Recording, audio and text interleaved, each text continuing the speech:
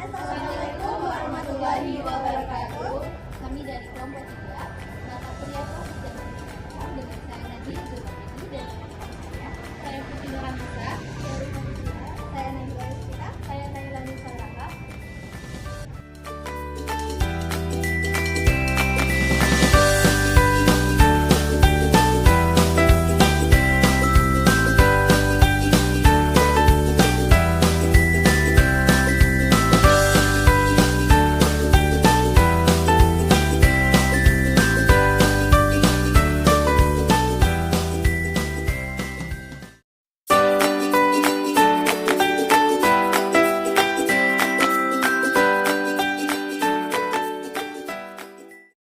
Kesulitan bersosialisasi adalah ketidakmampuan atau kegagalan individu dalam membina suatu hubungan sosial.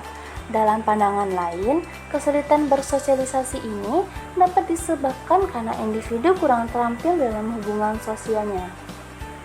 Individu yang mengalami kesulitan bersosialisasi dapat pasif tetapi dapat juga agresif. Pada individu yang pasif, manifestasi kesulitan bersosialisasi ini dalam bentuk ketidakberanian memulai suatu interaksi atau suatu percakapan. Kesulitan untuk berkata tegas terhadap dirinya sendiri maupun pada orang lain. Dan pada umumnya, mereka tidak memiliki teman yang akrab.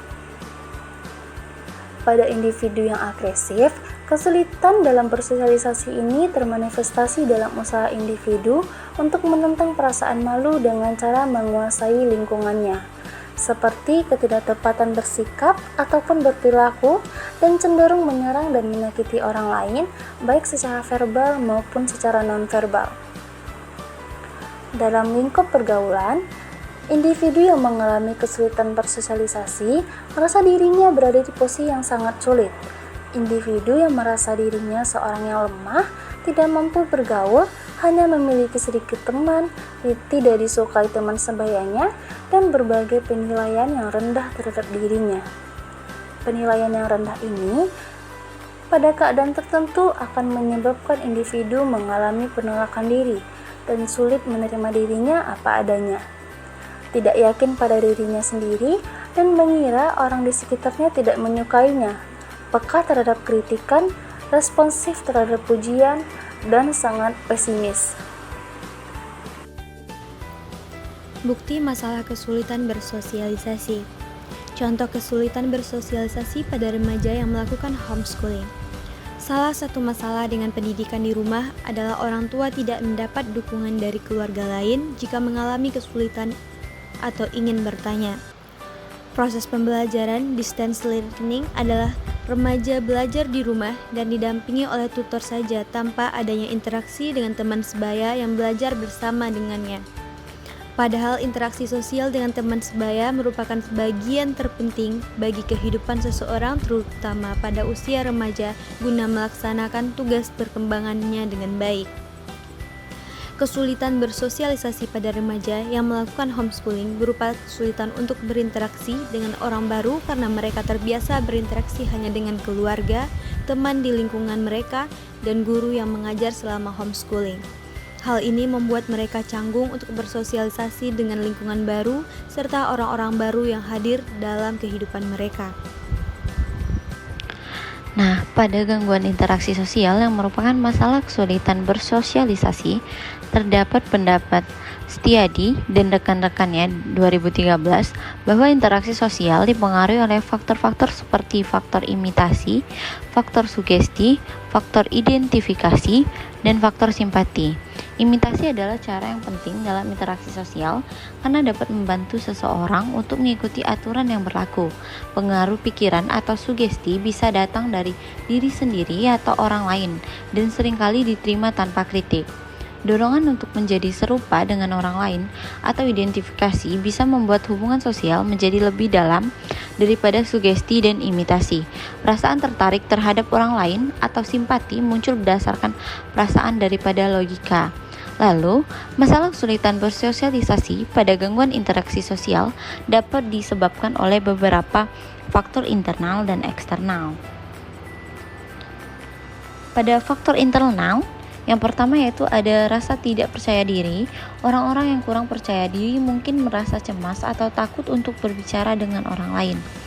Lalu yang kedua, kurangnya keterampilan sosial. Keterampilan sosial yang lemah dapat membuat orang sulit untuk mulai percakapan, memahami isyarat sosial, atau mengolah emosi dalam interaksi sosial. Yang tiga, adanya gangguan perkembangan.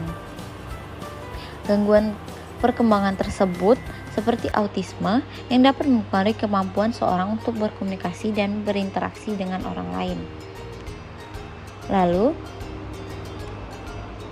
yang keempat yaitu pengalaman traumatis yang dilakukan seperti bullying atau penolakan sosial dapat menyebabkan seseorang menjadi takut atau menarik diri dari interaksi sosial. Lalu yang kelima ada gangguan mental. Kondisi seperti depresi, kecemasan, atau gangguan kepribadian dapat mempengaruhi interaksi sosial dan kemampuan seseorang untuk bersosialisasi. Lalu pada faktor eksternal terdapat beberapa faktor.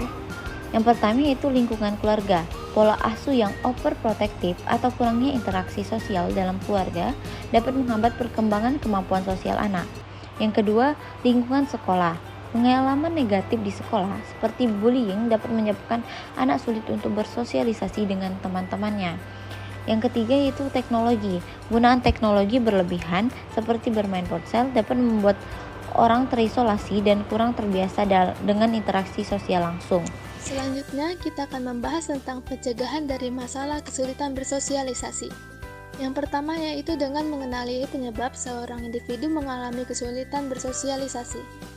Seperti mengidentifikasi faktor internal yaitu faktor yang berasal dari diri individu itu sendiri seperti kepercayaan diri, minat dan motivasi, dan faktor eksternal yaitu faktor yang berasal dari lingkungan maupun individu yang lain di sekitar individu tersebut, seperti lingkungan, budaya, dan situasi sosial.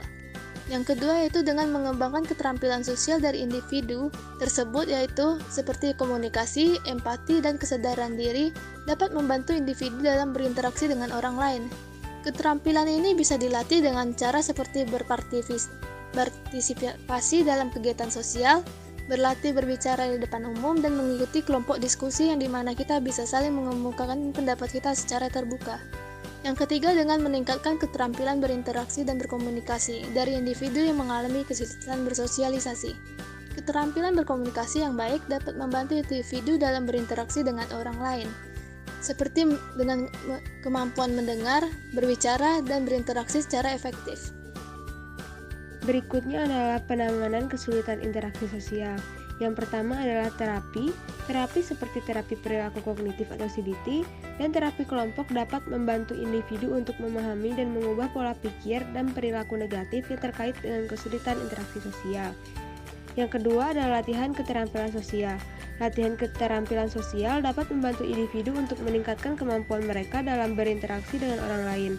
Yang ketiga adalah obat-obatan. Obat-obatan seperti antidepresan dan anti kecemasan dapat membantu untuk mengurangi gejala dari kecemasan sosial dan depresi. Kemudian selanjutnya adalah dukungan sosial. Dukungan dari keluarga, teman, dan kelompok pendukung dapat membantu individu untuk merasa lebih baik dan untuk mengatasi kesulitan interaksi sosial. Kemudian adalah identifikasi pemicu. Kenali situasi atau orang yang memicu kecemasan atau ketidaknyamanan selama interaksi sosial. Dengan memahami penyebab masalah, kita dapat mengembangkan strategi yang lebih efektif untuk mengatasi masalah tersebut. Kemudian ada keterampilan komunikasi. Membangun komunikasi yang efektif adalah kunci dalam mengatasi masalah sosial. Komunikasi yang baik dapat membantu meningkatkan keterampilan interpersonal dan kemampuan beradaptasi. Kemudian yang terakhir adalah empati. Memiliki empati terhadap orang lain dapat membantu dalam mengatasi masalah sosial. Empati memungkinkan kita untuk memahami pandangan dan emosi orang lain sehingga dapat mengurangi kesalahpahaman dan konflik.